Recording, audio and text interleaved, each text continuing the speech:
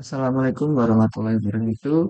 Perkenalkan sebelumnya nama saya Muhammad Rizky Habibullah dari kelas ya 04 dengan NIM 23115615. Di sini saya akan membuat sebuah model sederhana untuk mendeteksi atau menganalisis suatu gambar, terutama untuk khususnya bentuk gambar batik. Di sini saya sudah mendownload sebelumnya yaitu dataset yang sudah disediakan di GitHub. Nah, ini sudah saya masukkan ke dalam folder di drive saya. Lalu yang pertama kita pastinya menyiapkan semua library yang akan digunakan dalam membuat sebuah model sederhana ini. Mulai TensorFlow sampai dengan OS.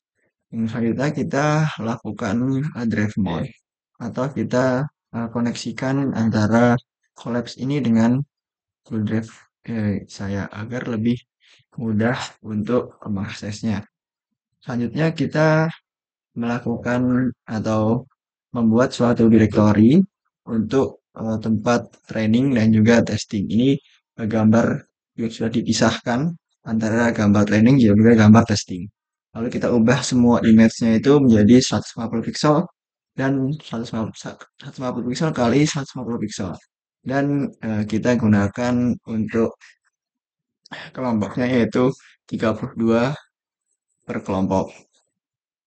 Lalu untuk eh, data preprocessing-nya menggunakan zoom and share karena saya berakhiran NIM 5 atau ganjil, saya menggunakan zoom and share. Nah, arti dari zoom and share ini yaitu gambar akan di zoom in dan di zoom out sebanyak atau sebesar 20% dan juga di share. Share itu dimiringkan atau digeser seperti di distort itu sebanyak sama juga 20%. Lalu dapat lalu ada hasil ini ditemukan 787 gambar dari training dan juga ditemukan 194 gambar dari tes atau untuk tes. Ini pada 20 kelas motif batik. Lalu saya membuat 5 layar convolution. eh, itu ada kon 2D 32 sampai dengan 256. Ini convolution pada layar pertama itu seperti mata kita, yaitu dia akan menganalisis dari yang paling sederhana, dari mulai garis horizontal, vertikal, diagonal, sudut, dan kan dengan layar kedua itu akan lebih spesifik lagi atau lebih mendalam. Dia bisa mendeteksi bentuk bundar, kotak, segitiga, dan bentuknya sederhana dari bentuk-bentuk seperti kotak segitiga bulat seperti itu. Untuk layar 3 sampai dengan 5 ini akan mendeteksi lebih dalam lagi menyesuaikan dengan gambar yang akan atau data yang akan di training. Lalu di flatten itu gambar akan disamaratakan agar dapat diproses ke selanjutnya. Lalu akan muncul atau akan tampil arsitektur model seperti ini.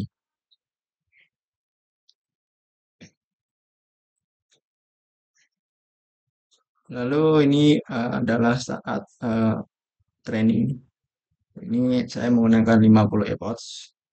50 epoch ini saya gunakan karena eh, dalam soal itu eh, dikatakan untuk menggunakan 50 epoch. Tapi saya juga sudah mencari tahu mengapa 50 epoch. 50 epoch ini merupakan nilai tengah-tengah dari untuk learning rate atau kecepatan dari suatu data untuk dilatih. Jadi tidak terlalu kecil dan tidak terlalu besar. Jadi eh, cukup untuk memulai sebuah pelatihan data atau untuk latih data. Ini epoch pertama sampai dengan epoch 50, 50 itu pada akurasinya didapatkan 0,7, lossnya 0,9, fall accuracy-nya 0,18, fall loss-nya 4. Nah, mengapa daripada coach yang pertama ini sangat-sangat lama? Karena itu seperti dapat digambarkan seperti anak kecil yang sedang berlatih untuk melihat suatu gambar yang baru. Jadi belum ada isi apapun, masih kosong banget. Jadi makanya itu dapat waktu yang cukup lama untuk repost atau pelatihan yang pertama. Setelah itu kita akan atau saya akan menampilkan menggunakan visualisasi agar lebih gampang untuk dimengerti. Nah, ini ada operation sebelah kiri dan juga kanannya itu loss.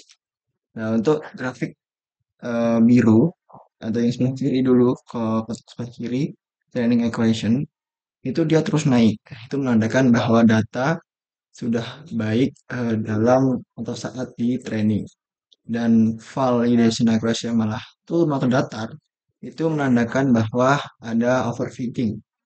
Nah, dan pada kotak kanan atau pada bagian loss untuk trailing loss-nya itu bagus, yang biru itu bagus karena dia makin turun tuh bagus. Tapi mengapa kok validation loss-nya dia malah naik atau datar? Nah, itu menandakan ada overfitting seperti itu.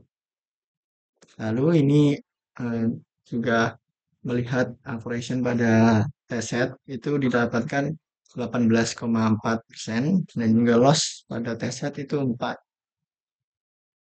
Lalu saya akan yang terakhir kini akan melakukan pengujian untuk gambar batik langsung bagaimana model saya ini dapat bekerja dan berapa persen atau persentase dia percaya terhadap eh, analisisnya.